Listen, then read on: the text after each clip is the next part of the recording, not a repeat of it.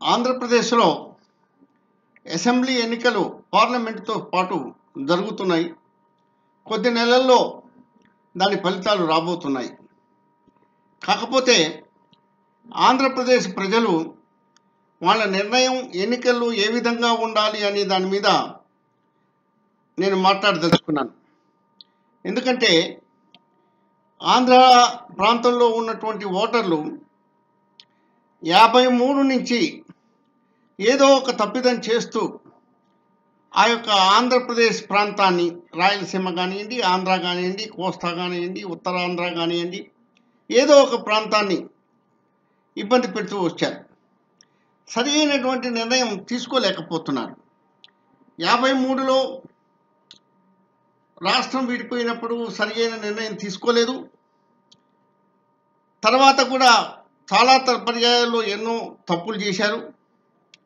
ఆ తప్పులన్నింటినీ సరిదిద్దుకోవటం కోసం ఈ మధ్య 2014లో విడిపోయినటువంటి ఆంధ్ర రాష్ట్రానికి సమర్థుడనే పేరుతోటి ప్రయోగాత్మకంగా ఎక్స్పెరిమెంటల్గా చంద్రబాబు నాయుడిని ఎన్నుకున్నారు.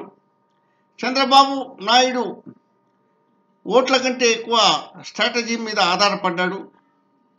ఆ స్ట్రాటజీతోటి ఆ రాష్ట్రాన్ని అస్తవ్యస్తం చేశాడు. తన ప్రతిఫలాన్ని, రాష్ట్ర అభివృద్ధి ఏ విధంగా ఉన్నా ప్రతిఫలాన్ని తనకు ఏమొస్తుంది అనేటటువంటి ఆశతోటి ఆ రాష్ట్రాన్ని పాలించాడు.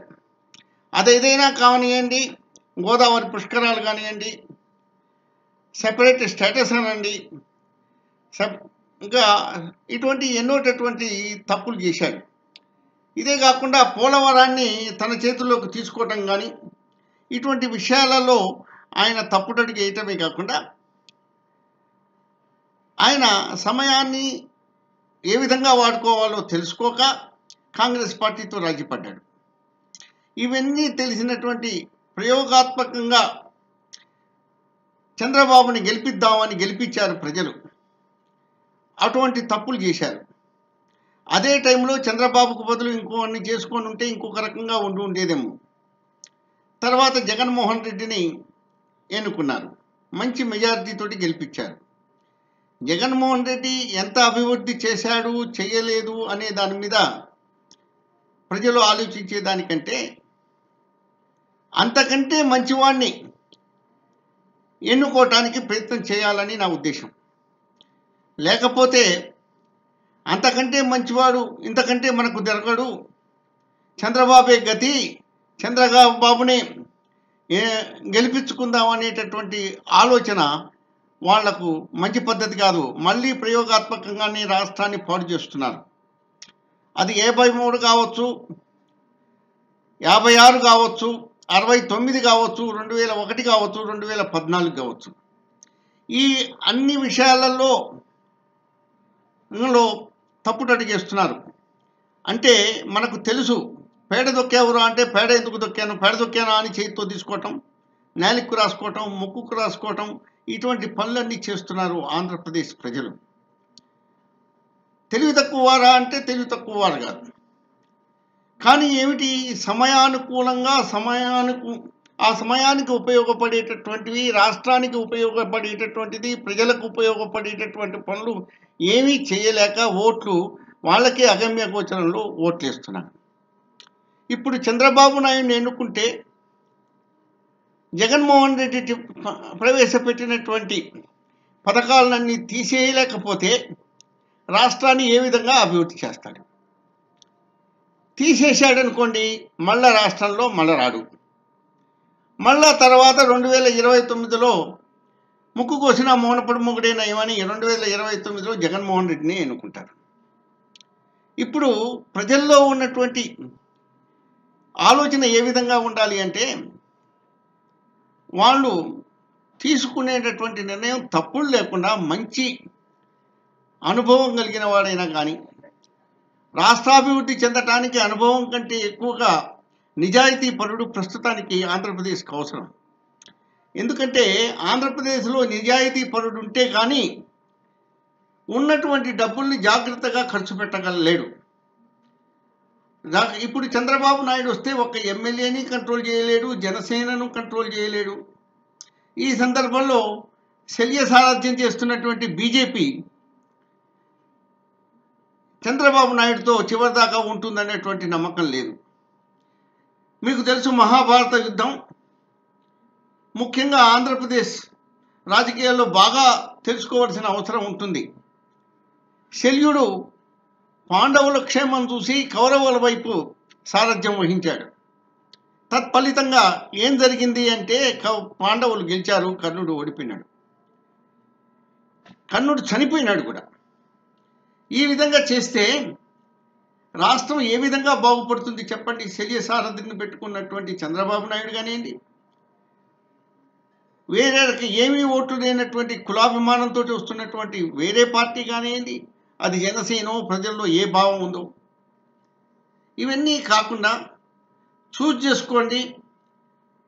మళ్ళా ముక్కు కోసిన మునపడి మొగుడే కాకుండా మంచి ఒక భద్రతగా ఆంధ్రప్రదేశ్ని నడపగలిగినటువంటి నాయకుడు, అది వివిఎల్ కానివ్వండి. వివిఎల్ మీద మీకు నమ్మకం లేకపోతే వేరే ఒక కొత్తదనాన్ని తీసుకొచ్చేటట్టుగా మీరు ఎన్నికల్లో ఓటు వేసుకోండి. మీరు ఇదివరకు రాష్ట్రాన్ని, మీరు అంటే ఇక్కడ ప్రజలు, అంటే నాయకులు జడగొట్టలే, ఇక్కడ ప్రజలే రాష్ట్రాన్ని జడగొట్టారు, రాష్ట్రాన్ని పాడు చేశారు అక్కడ. ఎందుకంటే మంచి నాయకుడిని ఎన్నుకోవటానికి కోసం ఇంతకంటే సమర్థులు లేడనుకొని చంద్రబాబు నాయుడు తెచ్చుకున్నారు. అటువంటి పని చేయకండి. ఏమీ ఆలోచన లేకుండా మద్రాసు నుంచి బయటకు వచ్చారు. ఎక్కడ కేంద్ర రాష్ట్రం పెట్టుకోవాలి, కేంద్రాన్ని ఎక్కడ పెట్టుకోవాలి అని తెలియకుండా, రాష్ట్ర రాజధానిని ఎక్కడ పెట్టుకోవాలి అని తెలియకుండా మద్రాసు నుంచి భయపడి వచ్చారు. అదే మద్రాసులో ఉన్నా ఆంధ్రప్రదేశ్ బాగుపడి ఉండేదేమో. తర్వాత ఎన్నో తప్పులు చేశారు. ఆ విధమైనటువంటి తప్పుల క్రమేణాలో మళ్ళా చంద్రబాబే నయం అనుకొని మాత్రం పొరపాటున కూడా చేయకండి.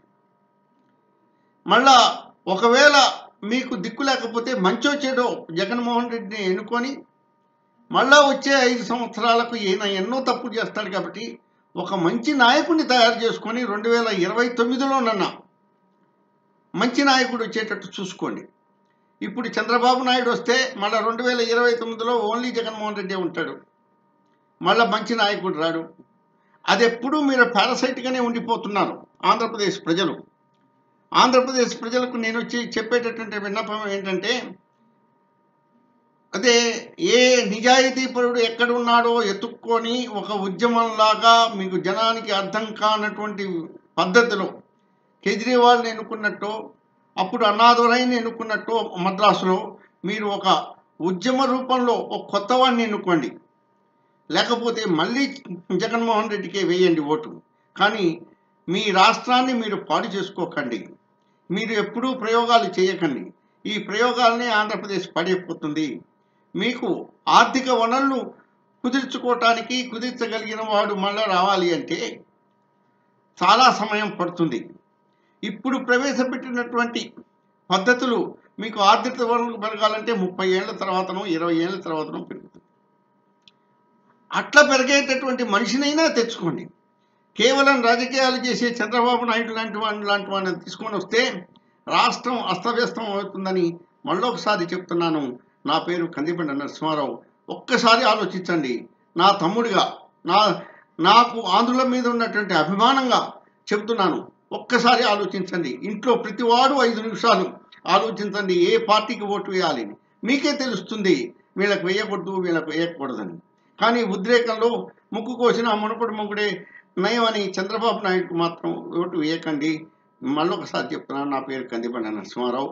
నేను చెప్పిన సలహా మీకు మంచిది అనుకుంటే సబ్స్క్రైబ్ చేయండి, ఫార్వర్డ్ చేయండి, అందరూ ఊరికి తెలిసేటట్టుగా ఉండండి. అప్పుడే ప్రజల్లో చైతన్యం వస్తుందని నా భావన.